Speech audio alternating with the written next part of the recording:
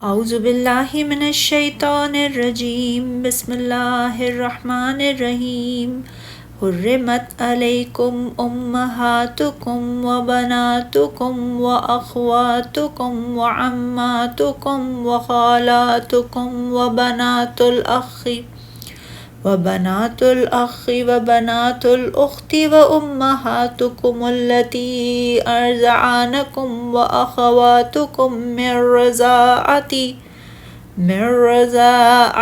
وأمهات نسائكم وربائبكم التي في حجوركم من نسائكم التي دخلتم بهن فَإِن لَّمْ تَكُن دَخَلْتُم بِهِنَّ فَلَا جُنَاحَ عَلَيْكُمْ وَحَلَائِلُ أَبْنَائِكُمُ الَّذِينَ مِنْ أَصْلَابِكُمْ وَأَن تَجْمَعُوا بَيْنَ الْأُخْتَيْنِ إِلَّا مَا قَدْ سَلَفَ إِنَّ اللَّهَ كَانَ غَفُورًا رَّحِيمًا۔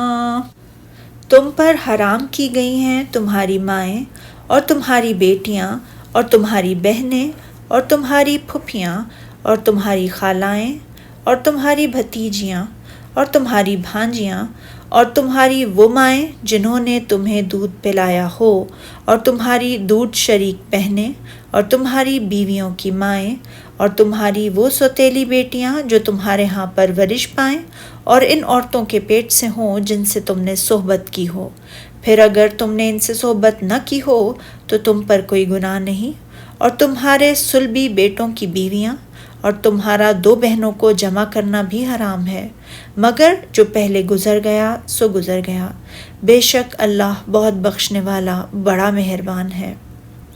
اس آیت کریمہ میں ان خواتین کا ذکر ہے جن سے نسب یا رضاعت یا سسرالی رشتے کے اعتبار سے نکاح کرنا حرام ہے۔ حضرت ابن عباس رضی اللہ تعالیٰ عنہ کی روایت بیان کیا ہے کہ 7 قسم کی خواتین نسب سے اور 7 سسرالی سے حرام ہیں۔ پھر انہوں نے اس آیت کریمہ کو پڑھا کہ تم پر تمہاری مائیں اور بیٹیاں اور بہنیں اور پھپھیاں اور خالائیں اور بھتیجیاں اور بھانجیاں حرام کر دی گئی ہیں۔ یہ تمام خواتین کا تعلق نسب سے ہے، اور فرمایا اور وہ مائیں جنہوں نے تم کو دودھ پلایا ہو اور رضائی بہنیں، یعنی جس طرح تمہاری وہ ماں حرام ہے جس نے تمہیں جنم دیا ہو، اسی طرح تمہاری وہ ماں بھی حرام ہے جس نے تمہیں دودھ پلایا ہو۔ چنانچہ صحیح بخاری و مسلم میں حضرت عائشہ رضی اللہ تعالیٰ عنہ سے مروی ہے کہ رسول اللہ صلی اللہ علیہ وسلم نے فرمایا، رضاعت سے بھی وہ رشتے حرام ہو جاتے ہیں جو پیدائش سے حرام ہوتے ہیں۔ ارشاد باری تعالیٰ ہے، اور سانسیں حرام کر دی گئی ہیں، اور جن عورتوں سے تم مباشرت کر چکے ہو ان کی لڑکیاں جن کی تم پرورش کرتے ہو وہ بھی تم پر حرام ہیں۔ ہاں، اگر ان کے ساتھ تم نے مباشرت نہ کی ہو تو ان کی لڑکیوں کے ساتھ نکاح کر لینے میں تم پر کچھ گناہ نہیں۔ جہاں تک بیوی کی ماں کا تعلق ہے تو وہ محض اس کی بیٹی سے عقد کرنے ہی سے حرام ہو جاتی ہے، خواہ اس نے مباشرت کی ہو یا نہ کی ہو۔ ہاں، البتہ ربیبہ یعنی بیوی کی بیٹی تو وہ اس کی ماں کے ساتھ محض عقد کی وجہ سے حرام نہ ہوگی، حرام اس صورت میں ہوگی جب اس نے اس کی ماں کے ساتھ مباشرت کی ہو۔ اگر مباشرت سے قبل اس کی ماں کو طلاق دے دے تو اس کی بیٹی سے اس کے لیے نکاح کرنا جائز ہوگا۔ اسی لیے فرمایا، اور ان کی لڑکیاں جن کی تم پرورش کرتے ہو وہ بھی تم پر حرام ہیں۔ ہاں، اگر ان کے ساتھ تم نے مباشرت نہ کی ہو تو ان کی لڑکیوں کے ساتھ نکاح کر لینے میں تم پر کچھ گناہ نہیں۔ یہ حکم صرف ربائب کے لیے ہے۔ ارشاد باری تعالیٰ ہے، اور ان کی لڑکیاں جنہیں تم پرورش کرتے ہو وہ بھی تم پر حرام ہیں کے بارے میں جمہور ائمہ فرماتے ہیں، ربیبہ خواہ آدمی نے زیر پرورش ہو یا نہ ہو، ہر صورت میں حرام ہے۔ یہ اسلوب کلام ہے۔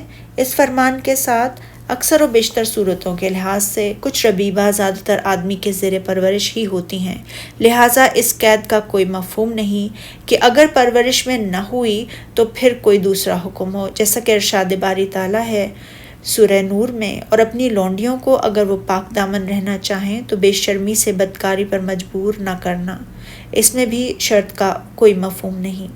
صحیح بخاری مسلم میں روایت، حضرت ام حبیبہ رضی اللہ تعالیٰ عنہ نے کہا، اے اللہ کے رسول صلی اللہ علیہ وسلم، آپ میری بہن ابو سفیان کی بیٹی سے اور صحیح مسلم کی روایت میں الفاظ ہیں عزہ بنت ابو سفیان سے نکاح کر لیں۔